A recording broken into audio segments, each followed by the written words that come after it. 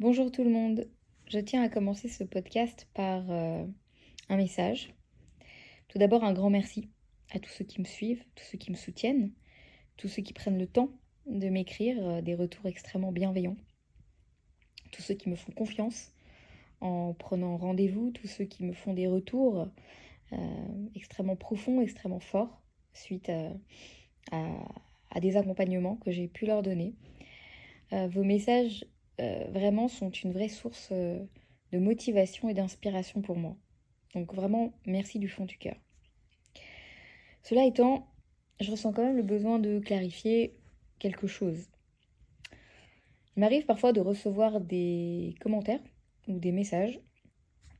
Notamment, récemment, quelqu'un m'a dit merci beaucoup pour tes vidéos, mais c'est dommage que tu ne répondes pas à nos commentaires.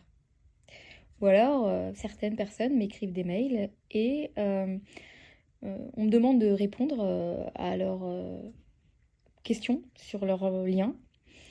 Où on me demande même de faire des vidéos sur le sujet qui les concerne, sans même envisager de prendre un rendez-vous ou de demander en fait un échange dans un cadre respectueux de mon travail.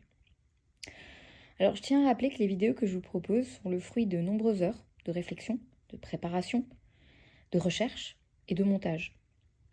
Elles sont entièrement gratuites et je les fais avec le cœur pour tous ceux qui me connaissent vraiment, vous le savez. Et je les fais aussi, je fais ce travail de vidéos régulières aussi dans l'intention d'apporter de la clarté, du soutien et des pistes de compréhension aux flammes jumelles. Mais je ne peux pas, humainement et professionnellement, répondre à chaque commentaire, chaque question posée en privé, chaque mail parfois très long, sans cadre et sans échange prévu. Je suis thérapeute, ceci est mon métier, ce n'est pas un hobby. Et répondre individuellement à chacun reviendrait à faire des consultations gratuites, du matin au soir. Ce qui, soyons honnêtes, n'est pas quelque chose de juste ni de possible, que ce soit pour moi, mais aussi pour toutes les personnes qui, elles, prennent la peine de réserver un accompagnement personnalisé. Alors s'il vous plaît, si vous appréciez mon travail, respectez aussi mon énergie, mon temps et l'équilibre nécessaire à ce que je puisse continuer à vous proposer du contenu de qualité. Je vous remercie donc de votre compréhension et de votre bienveillance. Revenons maintenant à notre sujet. Pourquoi le runner bloque son chaser? Ou pourquoi il ne répond pas à ses messages? C'est un sujet qui est très douloureux, mais c'est aussi un sujet très révélateur du fonctionnement de ce lien. Pourquoi le runner a tendance à bloquer son chaser? Pourquoi est-ce que parfois il décide juste d'ignorer les messages? Et pourquoi ce silence parfois peut être ressenti d'une façon si brutale? Ceci est quelque chose que beaucoup de chasers vont vivre comme un rejet, comme une humiliation, comme une véritable incompréhension. Et dans ce podcast, j'aimerais que l'on plonge ensemble dans ce qui se joue en profondeur derrière ce comportement. On va être honnête. Quand le runner coupe contact, souvent sans explication, sans avertissement, ça fait extrêmement mal.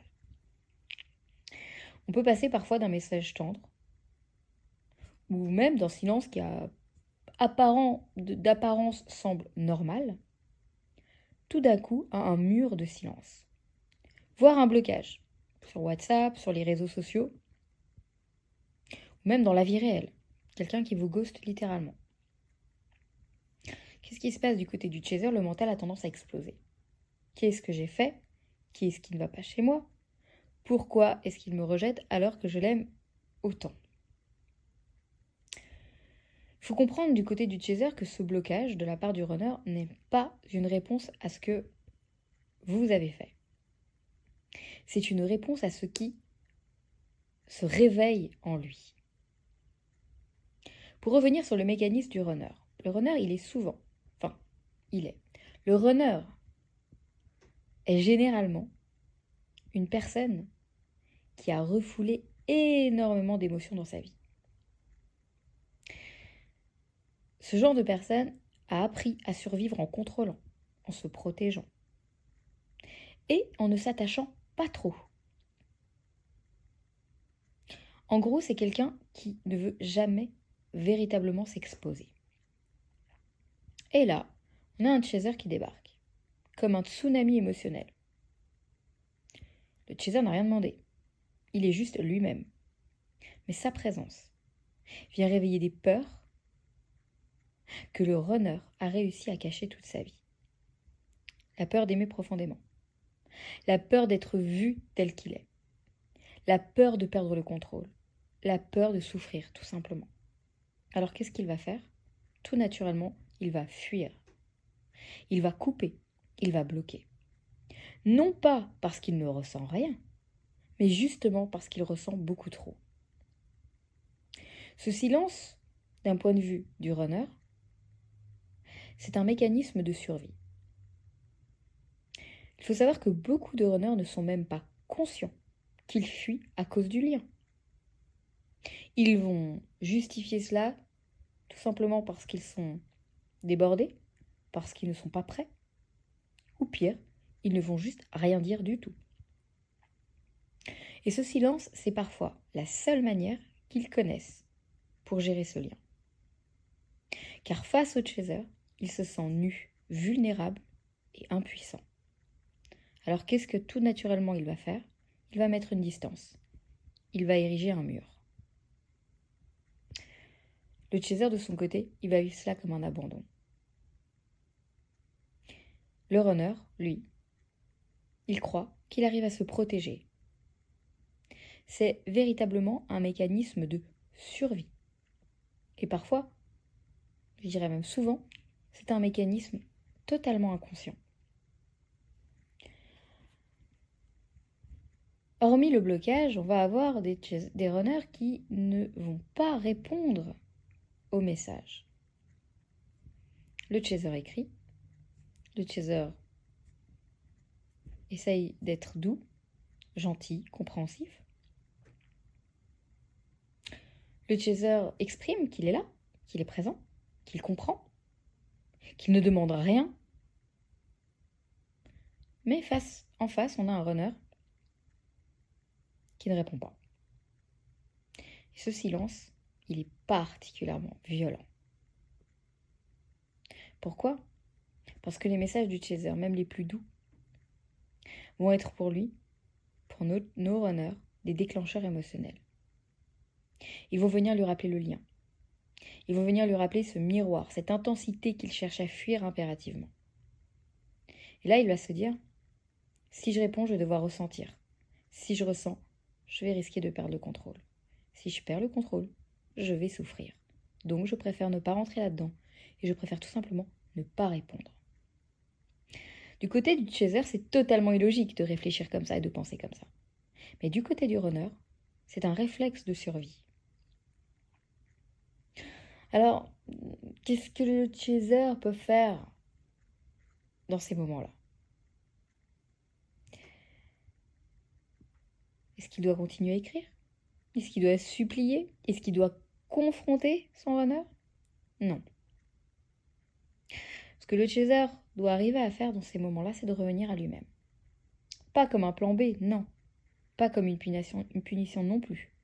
Mais bel et bien comme une libération. Le runner a besoin d'espace.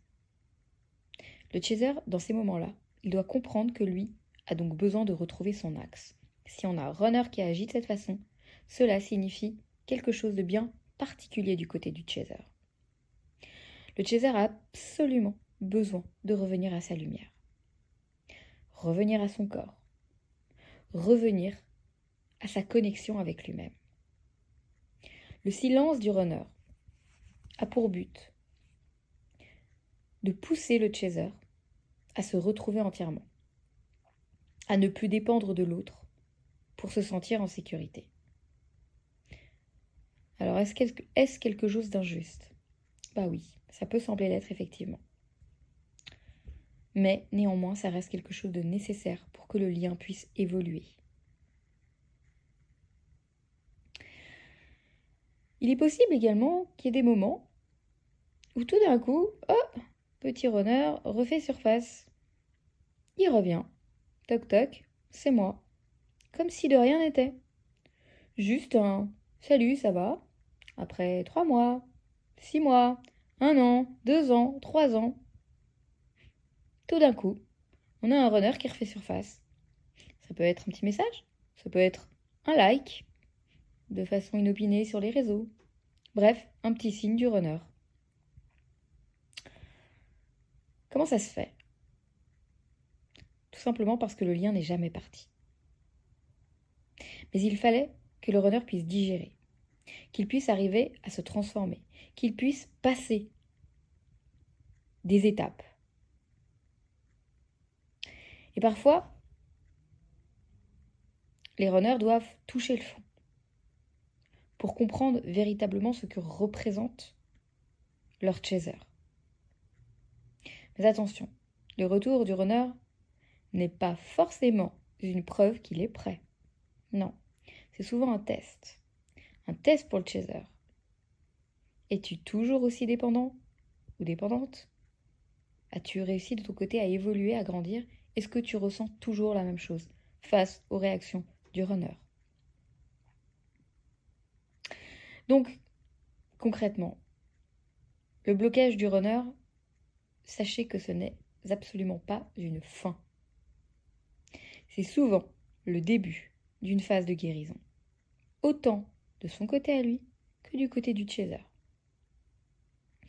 Alors, si, cher chaser, vous vous retrouvez dans cette situation et que vous êtes en pleine tempête émotionnelle, n'hésitez pas à pleurer si vous en avez besoin, de crier si vous en avez ras-le-bol, de demander de l'aide pour être accompagné.